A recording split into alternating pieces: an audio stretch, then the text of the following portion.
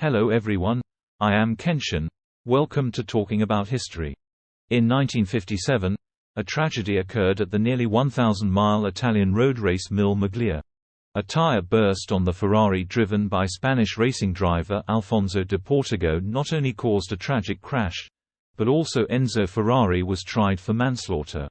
Come today understand this event. Before the show starts, please subscribe, share, and turn on the little bell. This will help us grow faster. Without further ado, the show begins. In the heart-pounding world of Italian road racing, the Mille Miglia was the ultimate test of speed, skill, and sheer guts.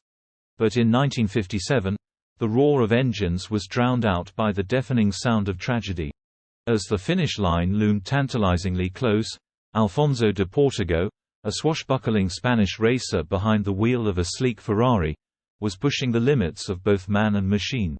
But fate, it seems, had other plans. With just a few miles to go, disaster struck.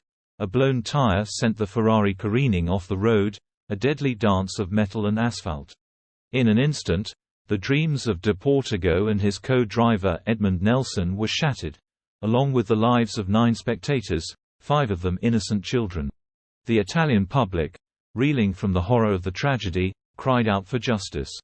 And who better to blame than Enzo Ferrari, the enigmatic mastermind behind Scuderia Ferrari? With his sharp wit and even sharper tongue, Ferrari was no stranger to controversy. But this time, the stakes were higher than ever. Amidst the wreckage of the Mille Miglia, the wheels of justice began to turn. Ferrari found himself thrust into the spotlight, his every move scrutinized as never before. Accusations flew like sparks from a racing engine, and the fate of a racing legend hung in the balance. In the end, the Mille Miglia would never roar to life again, a silent testament to the price of speed. And for Enzo Ferrari, the trial for manslaughter marked the end of an era, a bittersweet coda to one of the most turbulent chapters in automotive history. Before the race, death and doubt haunt Ferrari. In the high-octane world of racing, Enzo Ferrari was a force to be reckoned with. From his early days behind the wheel to his meteoric rise as a visionary carmaker, Ferrari's passion for victory burned brighter than 1,000 suns. It all began in the Roaring '20s, when Ferrari first tasted the thrill of the track as a driver for Alfa Romeo. But it was off the circuit where he truly found his calling, shaping racing teams in the '30s and then crafting his own automotive empire in the '40s. Racing was his first love, and every luxury sports car that rolled off his assembly line was simply a means to fuel his racing dreams. By the mid-1950s, Ferrari was dominating the racing scene like a colossus, conquering Formula One and ruling the open road races like the Mille Miglia.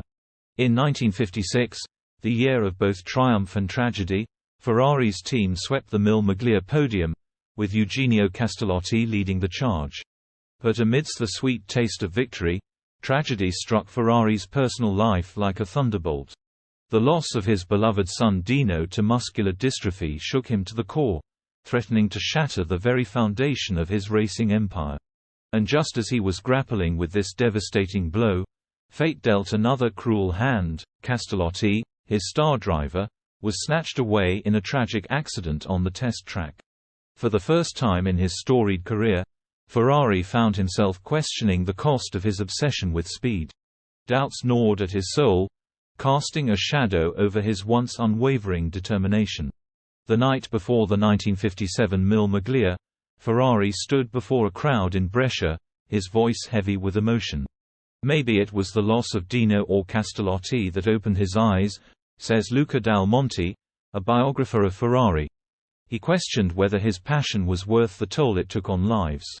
Alfonso de Portigo, international playboy and gentleman driver. In the heart-pounding world of racing, Alfonso de Portigo was a man of many talents and even more passions. Born into privilege, he was the epitome of the gentleman driver, with a taste for speed matched only by his thirst for adventure.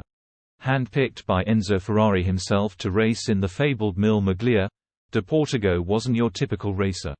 Sure, he had the skills to handle a Ferrari like a maestro, but his interests extended far beyond the track. With a pedigree that boasted Spanish aristocracy and American wealth, he was a man who lived life on the edge, and loved every minute of it. De Portigo was the embodiment of the «playboy racer», explains Luca Dal Monte, a Ferrari biographer. He was living the dream, with all the toys and thrills money could buy. But De Portigo wasn't just a speed demon.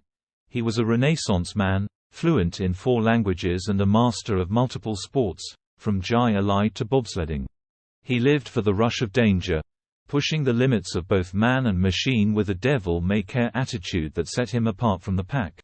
Despite facing setbacks in previous Mille Miglia races, from fiery crashes to near misses, De Portigo remained undaunted. For him, danger was just another part of the adventure, a thrill to be embraced rather than feared. It's the uncertainty that draws the adventurer, De Portigo once mused. In racing, one moment you're on top of the world, and the next, you're staring death in the face. But that's the price you pay for living life in the fast lane. The last Mille Miglia.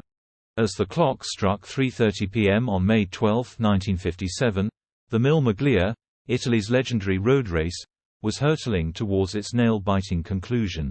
Alfonso de Portigo and Edmund Nelson, just 21 miles from the finish line, were blazing down the straighter ways of Cavriana at a jaw-dropping 155 miles per hour. But in the blink of an eye, tragedy struck. A sudden puncture shredded the left front tire of their Ferrari, possibly by one of the reflective lane markers dotting the road. With no time to react, the speeding Ferrari careened out of control, slamming into the curb and launching into a deadly airborne dance. Ironically, it was the spectators standing farthest from the road who bore the brunt of the devastation, as the Ferrari rained down upon them. 9 lives, including those of De Portigo and Nelson, were snuffed out in an instant.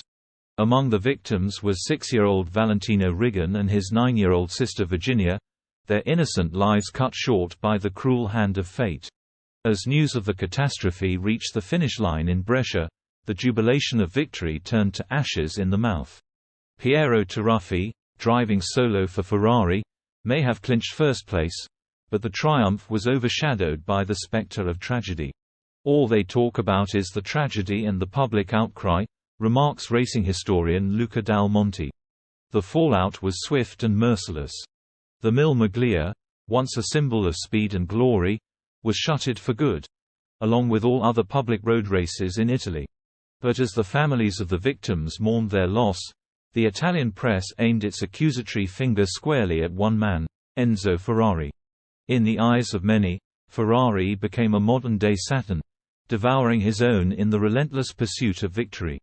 But those who knew him best saw a different truth. The crash at Mille Miglia was probably the worst thing on a personal level that ever happened to him, reveals Dal Monte. Death in motor racing was sadly nothing new, but this time it was different. Not only were they spectators, but 5 of them were kids. And so, as the dust settled on the wreckage of the Mille Miglia, Ferrari found himself facing a fate far worse than any race: 11 criminal charges of manslaughter, a stark reminder of the high price of speed and ambition. Ferrari on trial. When the storm clouds of legal trouble loomed over Enzo Ferrari, the future of both man and machine hung in the balance. Accused of manslaughter in the wake of the tragic Mille Miglia crash, Ferrari faced a trial that threatened to derail not just his racing empire, but the entire course of automotive history. At first, the outlook seemed grim. An expert panel, handpicked by the prosecution, delivered a damning verdict, accusing Ferrari of reckless disregard for safety by fitting his race cars with subpar tires. If found guilty, Ferrari's fate seemed all but sealed: jail time, factory shutdown, the end of the road for Scuderia Ferrari. If Enzo's found guilty, he goes to jail, remarks Luca Dal Monte, an authority on Ferrari's trial. And without Ferrari, the landscape of automotive history would have been forever altered. It's not an exaggeration to say that the entire trajectory of the industry could have been different. But Ferrari, never one to back down from a challenge, fought tooth and nail for his innocence.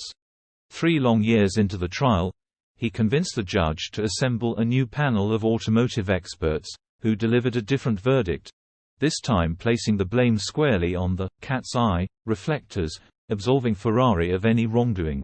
It was a victory that echoed far beyond the courtroom walls. With his name cleared, Ferrari's racing empire was free to soar to new heights, rewriting the script of automotive history in the process. But even in the midst of legal battles, Ferrari refused to pump the brakes on his racing dreams. Just weeks after the Mille Miglia tragedy, Scuderia Ferrari was back on the track, its engines roaring with defiance. Ferrari himself petitioned the judge for the release of vital race cars held as evidence, a testament to his unwavering commitment to the sport he loved. "It shows you that life did not stop with the crash," reflects Del Monte. Ferrari, the man, and the company had to keep racing, because for them, the need for speed was more than just a passion. It was a way of life. What do you think about this story? Please leave your comments. See you in the next episode.